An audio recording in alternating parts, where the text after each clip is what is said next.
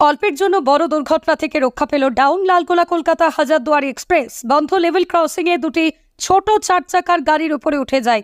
এরপরই দূরপাল্লার এক্সপ্রেসের সঙ্গে ধাক্কা লাগে। তবে এখনো পর্যন্ত কোনো হতাহতের খবর পাওয়া যায়নি। কিভাবে দুটি ছোট 4 চাকার গাড়ি বন্ধ লেভেল ক্রসিং এ প্রবেশ করলো তা নিয়ে প্রশ্ন উঠছে। ইস্টার্ন রেলওয়ের মুখ্য জনসংযোগ আধিকারিক কৌশিক মিত্র সংবাদ মাধ্যমকে বলেন, দুটো ছোট গাড়ি সিগন্যাল না মেনে রেল লাইনে চলে যায়। এটা কোনো একটা দুর্ঘটনা। অভিযুক্তদের বিরুদ্ধে যথাযথ ব্যবস্থা নেওয়া হবে বলেও জানান তিনি।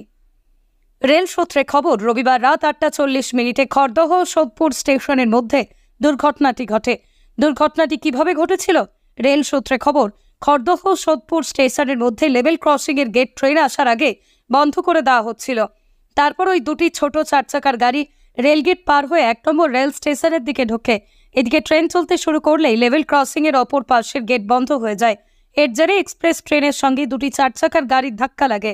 তবে দুর্ঘটনা আজ দেখে ছোট গাড়ি দুটি থেকে যাত্রীরা নেমে পড়েন। ঘটনার পর ট্রেনটিও কিছুক্ষণ থেমে যায়।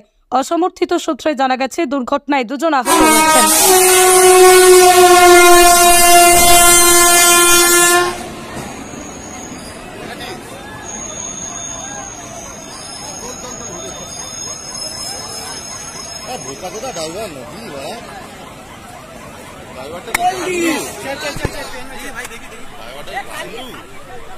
एकदम टायर्ड लाइफ।